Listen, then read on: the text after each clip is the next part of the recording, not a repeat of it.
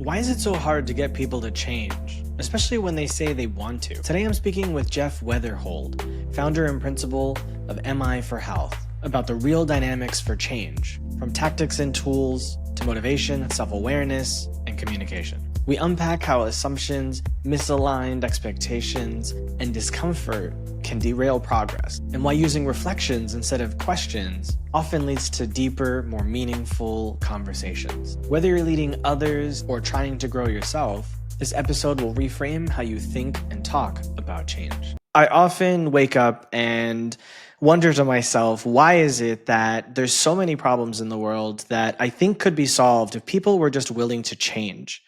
Why is it so hard to get people to change? I think it's hard to get people to change because we think about change as a technical activity and not a relational one. We think about how we plan for and prepare for change. We may overinvest in thinking about that, but we don't think about how we're going to work with and support one another in an intentional way. And that sabotages a lot of the good work we do around how we want change to go. So you think people don't feel like someone cares enough about them to help them to go through that change, and that's what's preventing them from doing it? That they need someone to hold their hand through it? I am a practitioner of an approach known as motivational interviewing, or MI. And one of the core tenets of MI is that people learn what they think when they hear themselves speak. We often approach change as if people already have fixed attitudes toward it, right? They're for it or against it. They're on board or they're not on board. When in reality, we're all ambivalent about change. We have reasons we're willing to consider it, and we have reasons that we're not willing to consider it. And we learn how to reconcile those through hearing ourselves speak and through having an opportunity to work through that in our own language. I think people need that opportunity. And one of the benefits of being trained in engaging people intentionally around change adoption is providing them with the benefits of engaging people intentionally in conversations about change adoption. It's providing them with the opportunity to understand their own motivation. They're bringing motivation to change to a conversation. But if you, as a boss, as a supervisor, as a manager, feel like you have to provide all the motivation, you're leaving tremendously valuable resources on the table. They could be doing the work instead of you doing it all. What percent could be attributed to maybe a general lack of self-awareness in the population? Oh my.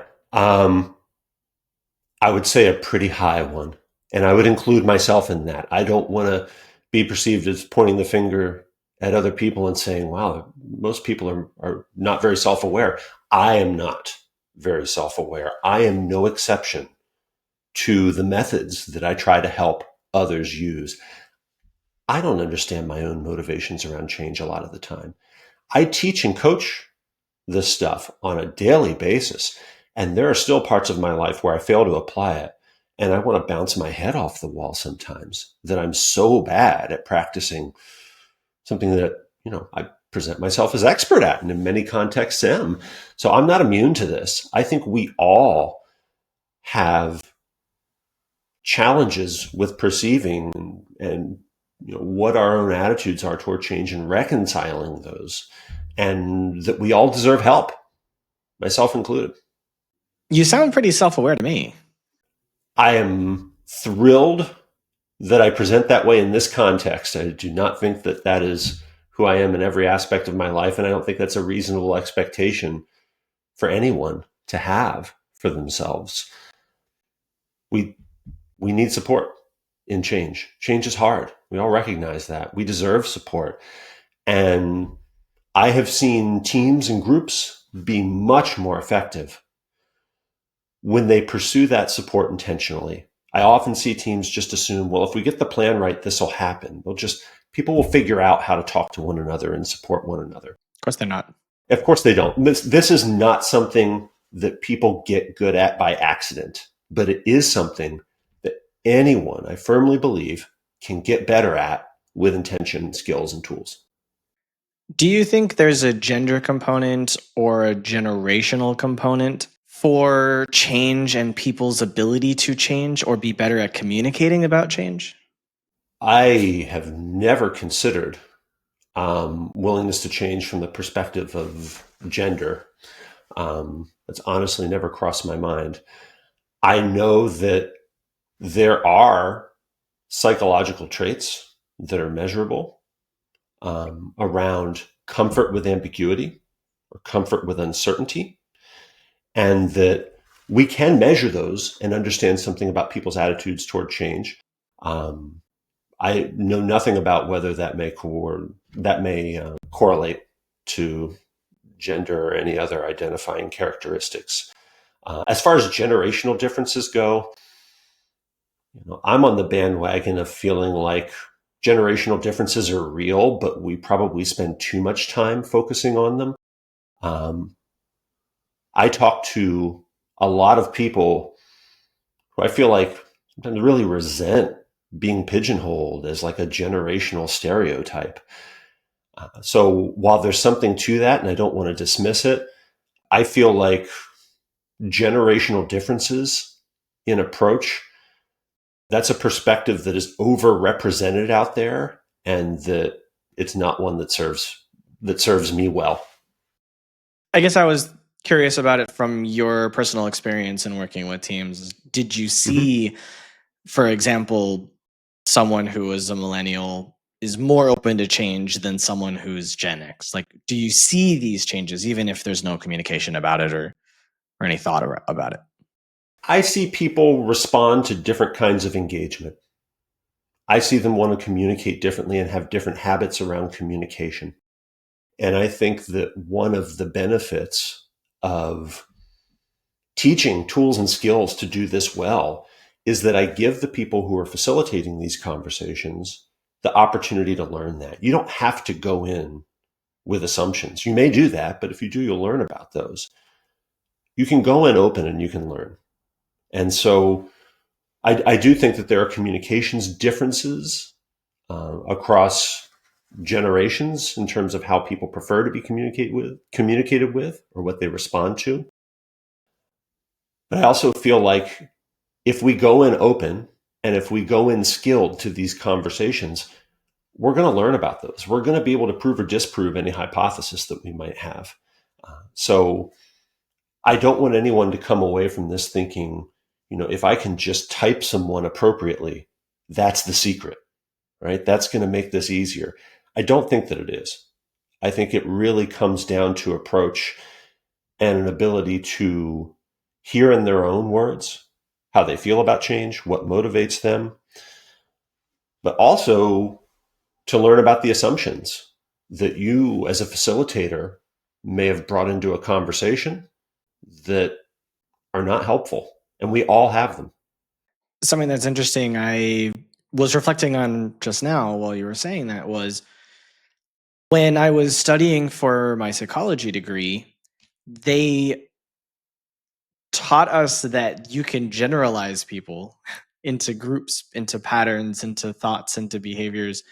And I've spent my whole adult life using that to my advantage, but then also trying to not allow it to inform me too much. Because as someone who is American, but has spent 18 years or half of their life outside of the US, I get stereotyped by other people from other cultures as being American.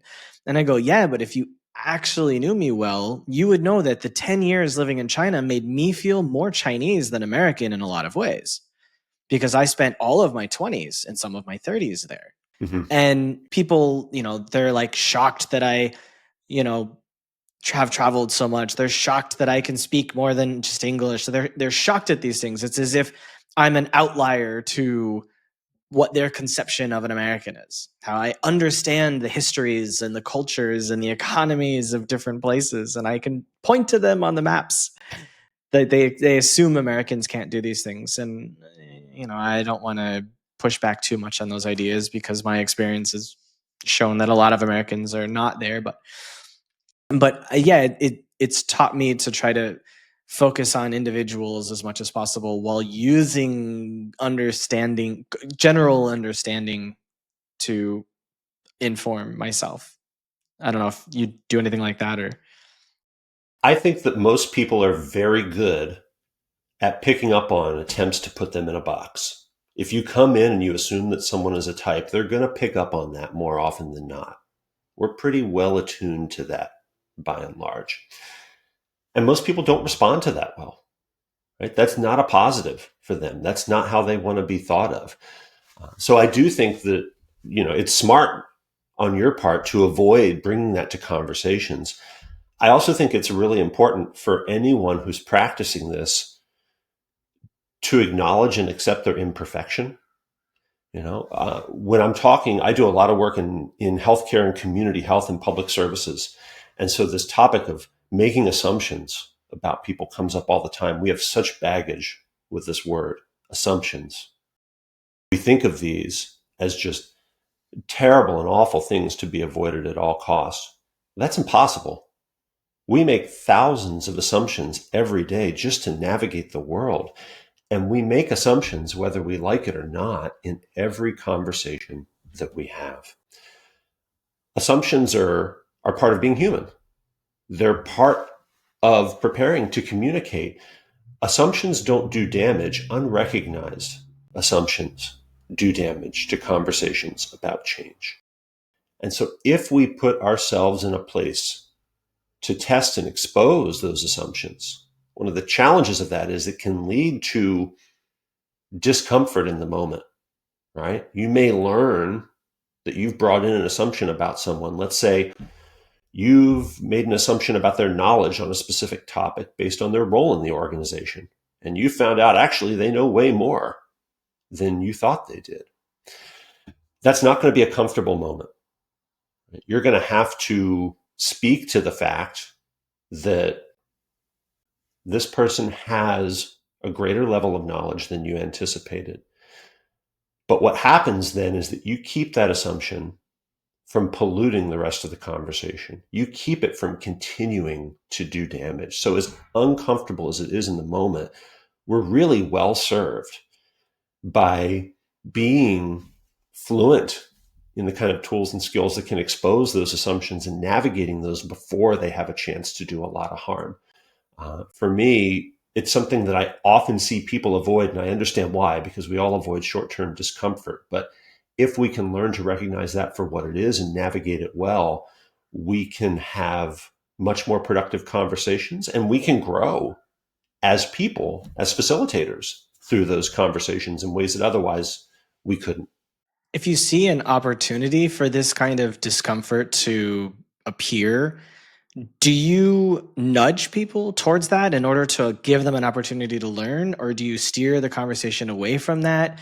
Like, how do you navigate this, or are you not aware of there being potential discomfort until it happens, and then you handle it from there? Like, how do you operate? I think both can happen. I think you can be in a conversation where you start to feel like you're on uncertain footing. Perhaps you've made an assumption that you didn't recognize coming in, but now you do. I think you can also, and I've certainly been in situations where you're surprised by what you get back. And that's tough because when we're surprised, we often have an emotional reaction. It's often much clearer to read. And now that's something that you're going to have to manage, right? Much different to consider, I may need to be more open-minded about what this staff member knows on this topic than it is to say out loud, well, this must be new to you, and to be corrected. No, actually, I know quite a bit about this, and here's why. That's a tough moment to navigate. I do believe if you're trained in techniques for managing these conversations well, the most responsible thing that you can do is own that and address it in the moment. That is the best way to minimize the damage that assumption is going to cause. It's the best way to build rapport, whatever rapport is available, with the person on the other end of that conversation. So the longer an assumption like that goes unaddressed, from my perspective, the more opportunity it has to cause damage. But I also have to factor in skill level. And If someone is just learning how to have conversations in an intentional and skill-driven way, I want to help them learn their way into that. I want to help them build comfort. How can someone teach themselves if they don't have the benefit of someone like you working with them? I think one of the most fundamental changes that I talk to people about in having conversations about change at the level of tools and skills is to ask fewer questions and offer more reflections. And sometimes people hear reflections and like, well, you just want me to repeat what someone said. And that is a kind of reflection. We call that a simple reflection in MI. You can also repeat back the meaning that you think you've heard. You can reflect the emotions that you feel like they're experiencing, values that they've communicated to you. If you've heard both change and sustain talk, which is our terminology for language toward change and language away from change, you can reflect both of those back, reflect that tension. Once you get more comfortable with offering reflections instead of questions, what ends up happening is that you provide the person on the other side of that conversation with more power. You also provide them with an opportunity to speak to things that they likely were not prepared to speak to share stories, to go into specific examples. And I learn, particularly in organizational settings, so much more from those stories and those sort of efforts to expound on what someone has planned to say than I learn from their planned responses. That's what really helps you dig in and help someone learn about how to reconcile their often conflicting feelings toward change. So I think the first step in a lot of cases is, how can you become more comfortable with reflection? How can you use that to ask fewer questions? Because we're often taught questions good, right? If we ask the right questions, we're in good shape. And I do want to clarify, like, my work is helping people have better conversations about change. If you're an interviewer, of course you're going to ask questions. I don't coach interviewers. That's not my job. I coach people on how to engage others around change. So in the context of helping others make change that you cannot make for them, shifting away from questions, not totally, but relying more on reflections, is a great way to be able to prompt those conversations. So if you've had, to follow the example that I gave earlier, you've underestimated someone's skill level on something and they've corrected you, or they've said something that makes it very clear, wow, they're way more knowledgeable. You can say that out loud. You're really knowledgeable about this. You're not comfortable having your knowledge on this unrecognized, right? You're really frustrated that I didn't understand how capable you are in this. All of those are going to get to a far more productive and informative conversation than a question might in that moment.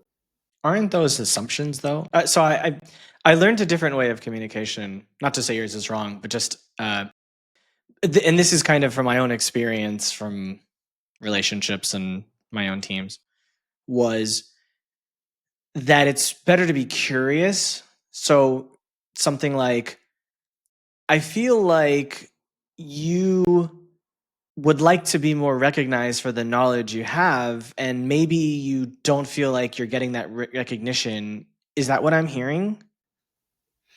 And then they can go no or yes, and if it's no, then you have the chance to go, wait a minute, then I'm misreading something here.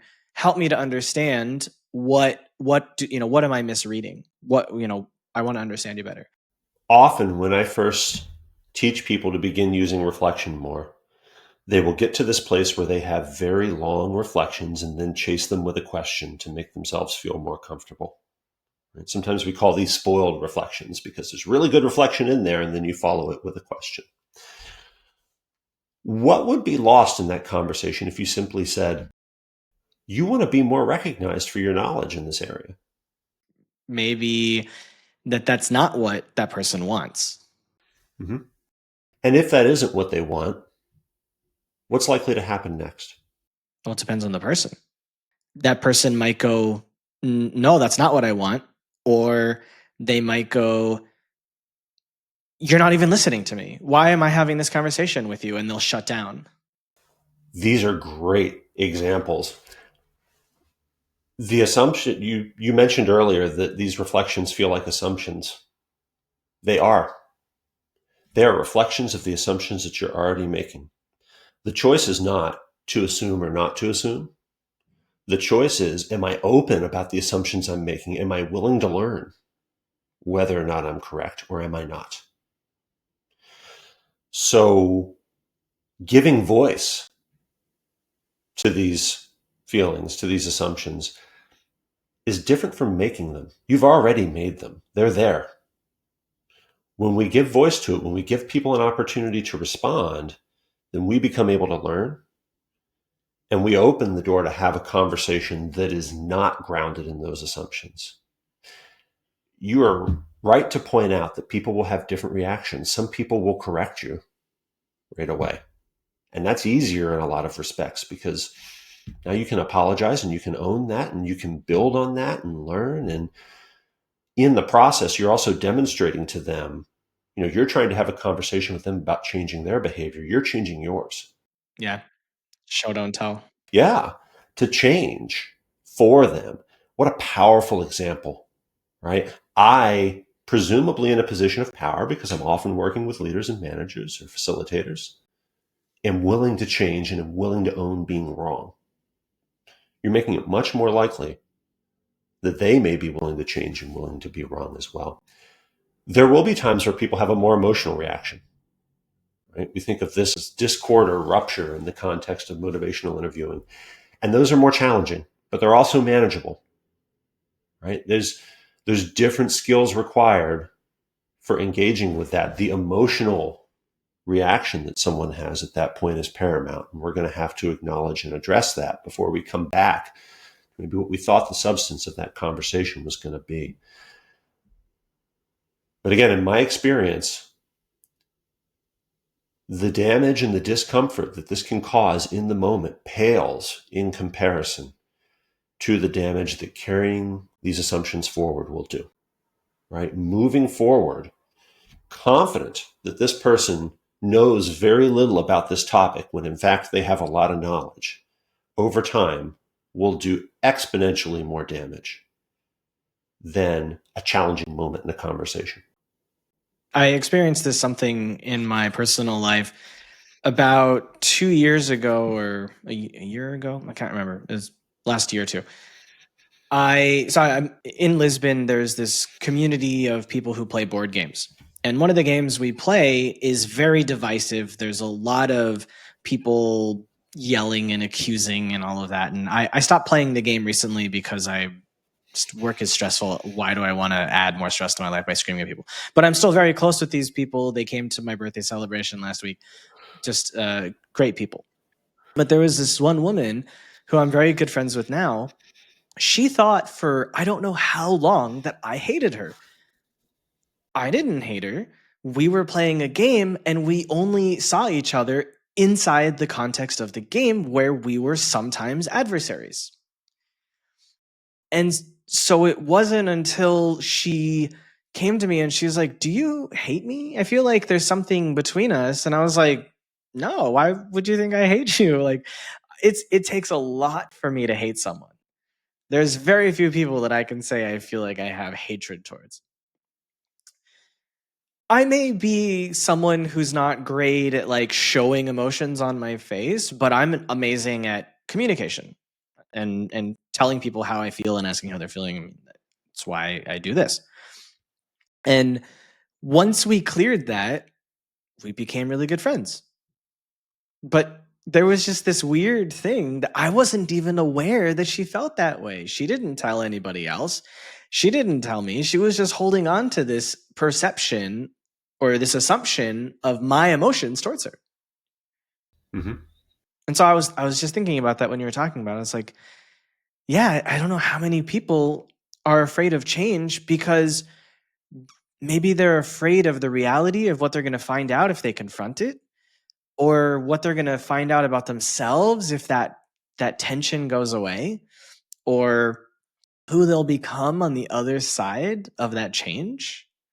And I feel like a lot of people are comfortable with how they feel right now, which sometimes is they're depressed, right? A lot of people are depressed. A lot of Americans are on antidepressants, unfortunately. And I think a lot of them are on antidepressants because it's easier than not being on antidepressants. It's easier to numb yourself than to be part of reality and to accept that things are not always as easy as you want them to be. And I think a lot of people stick to these fears and prevent themselves from changing because they're afraid that they will never be happy, or they're afraid of experiencing happiness. They're afraid of what it would be like to feel good about themselves. Mm-hmm. That could be. In my experience, it doesn't help to not have any tools or skills to rely on. One of the things, particularly in professional context, that makes this hard is not only have people never been taught how to do this well, they've never even been taught to recognize that as a problem or as something that they could improve at. Right? It's one thing not to know what the solution set is. It's another thing to not perceive it as a problem worth addressing. And I run into that emotion, even if it's unvoiced, all of the time. Our feelings about change, whether it's personal or professional, they're complex, right? I said earlier that we have this tendency to reduce people's attitudes toward change to for or against, right? This is a really well-known psychological phenomenon called the binary bias. We all have a tendency to take rich spectrums of things and reduce them to two options. And this shows up across an amazing array of contexts. I almost never have to provide examples for people when I teach this because everybody in an audience recognizes it in multiple aspects of their lives pretty quickly. But we do this with change as well, when in reality, people are going to have reasons they want to consider it and reasons they don't. And one of the tremendous benefits of approaching change that way is that when we approach change as a binary, we have to convince someone. They have to think the way we think. We have to disabuse them of all of their feelings against change so that they share our feelings for change. This is wholly unrealistic. It's also unnecessary, right? This is not going to happen. There are not moments of conversion where somebody tells you, wow, I was totally wrong about this and you were right. These don't happen. Yeah. And they don't need to happen. But when we approach change through the lens of ambivalence, that people have conflicting feelings about change, that opens up multiple pathways to work with them. We can strengthen any number of reasons that they may have about making change, or we can try to weaken any number of reasons that they may have about avoiding change. There are multiple ways to do that. So we go from an unrealistic and narrow approach to helping someone create change to one where there are options, and where if somebody isn't willing to consider rethinking one of their reasons, then we can pivot and we can go to others.